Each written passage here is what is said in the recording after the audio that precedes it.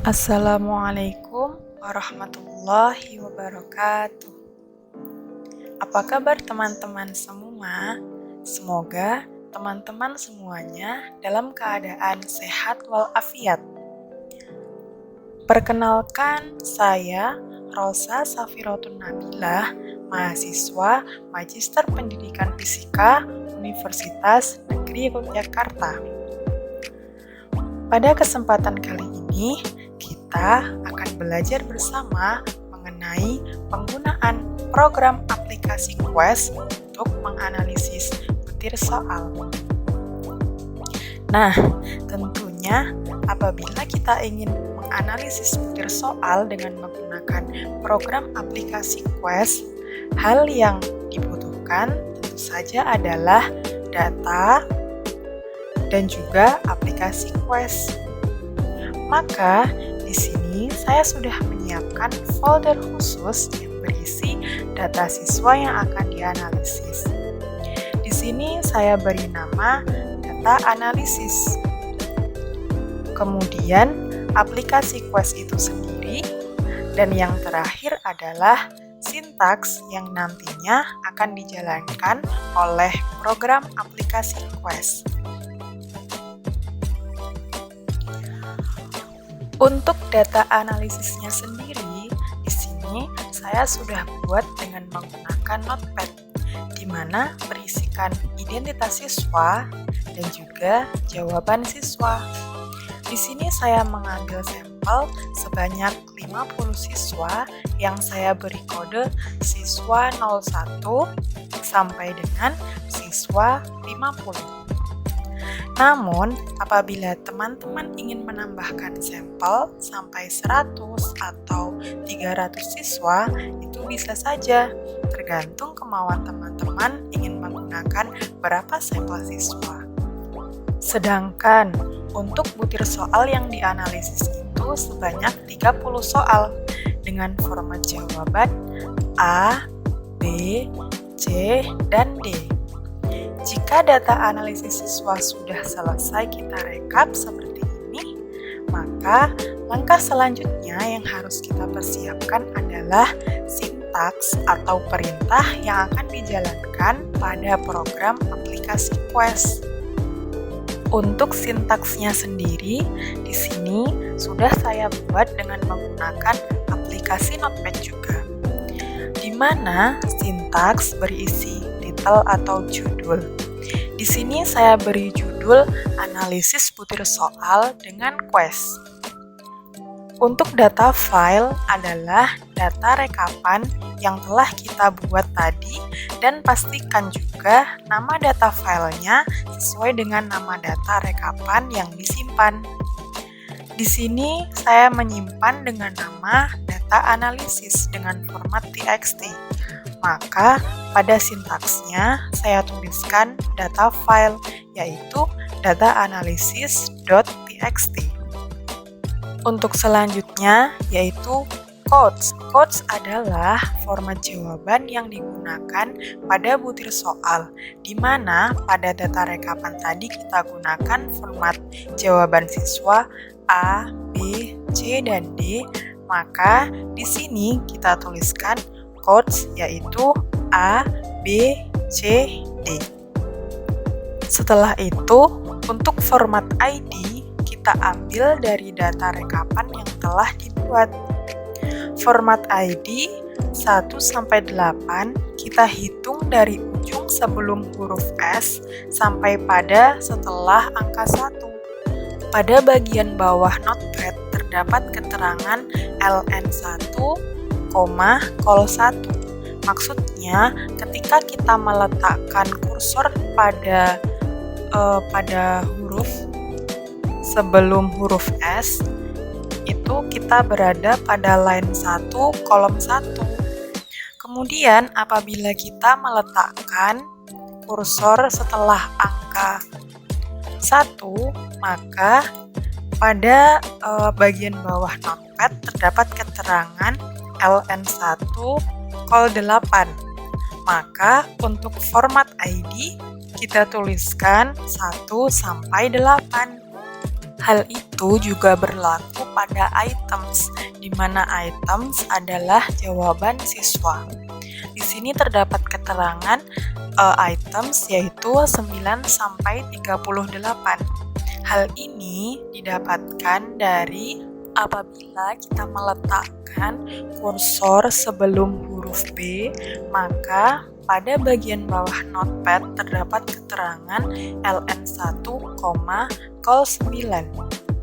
Kemudian apabila kita meletakkan kursor pada di antara huruf B dan huruf C seperti ini, maka pada bagian bawah notepad terdapat keterangan ln1, 38. Maka pada sintaks untuk item kita tuliskan 9 sampai 38.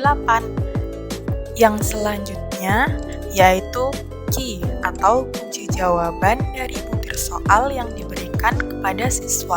Kemudian ada estimate, yaitu perintah untuk menganalisis secara otomatis pada program quest. Selanjutnya terdapat data 01 analisis lengkap.out. Di sini itu untuk menunjukkan hasil analisis secara simultan. Kemudian ada data 02 analisis items.out. Hal ini untuk menunjukkan hasil analisis yang menyajikan informasi tentang item secara singkat. Selanjutnya ada data 03 analisis case.out. Hal ini menunjukkan hasil analisis yang menyajikan informasi skor mentah atau skor kalibrasi. Kemudian di bawahnya ada internal data 04 gabungan.out. Hal ini menunjukkan hasil analisis yang menyajikan informasi tentang item secara lengkap dari hasil analisis yang telah dilakukan. Nah, setelah sintaks atau perintahnya kita buat, maka langkah selanjutnya adalah menjalankan program quest. Setelah program quest terbuka, maka kita ketikkan pada bagian bawah submit dan juga sintaks yang telah kita buat. Karena untuk sintaksnya saya buat dengan format CTL seperti yang terlihat pada layar, maka di bagian ini atau di bagian aplikasi quest-nya saya tuliskan submit syntax analysis.ctl. Lalu kemudian bisa kita tekan enter. Selanjutnya, hasil analisis akan muncul di folder yang sama dengan aplikasi quest seperti yang bisa teman-teman lihat pada layar. Nah, selanjutnya mari kita analisis satu persatu. Yang pertama adalah data 01 analisis lengkap, di mana di dalamnya terdapat judul yaitu analisis butir soal dengan quest seperti yang kita tuliskan tadi pada sintaks. Di sini juga terdapat N yaitu jumlah siswa sebanyak 50 siswa, kemudian terdapat L yaitu jumlah soal yaitu soal yang dikerjakan oleh siswa sebanyak 30 soal. Kemudian juga ada probability level yaitu 0,50, di mana probability level ini adalah kemungkinan peluang untuk menjawab benar atau menjawab salah oleh siswa. Di bawahnya terdapat data file. Data file itu adalah sumber data diperoleh. Karena tadi kita menggunakan sumber datanya dari data analysis.txt, maka di sini juga akan terdapat keterangan data analysis.txt. Untuk selanjutnya, bisa kita scroll ke bawah pada bagian Summary of Item Estimates. di mana di sini terdapat reliability of estimate dengan nilai yang ditunjukkan yaitu 0,83,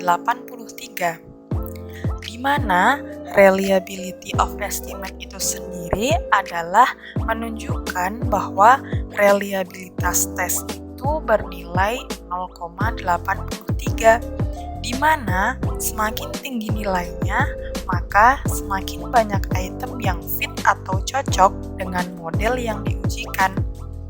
Begitupun sebaliknya, semakin rendah nilainya, maka semakin banyak item yang tidak fit atau tidak cocok dengan model yang diujikan.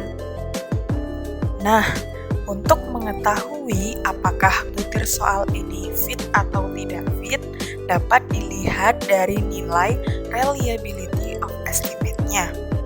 Untuk ketentuannya sendiri, jika reliability of estimate-nya berada pada rentang 0,77 sampai dengan 1,30, maka cocok atau fit dengan model Rush.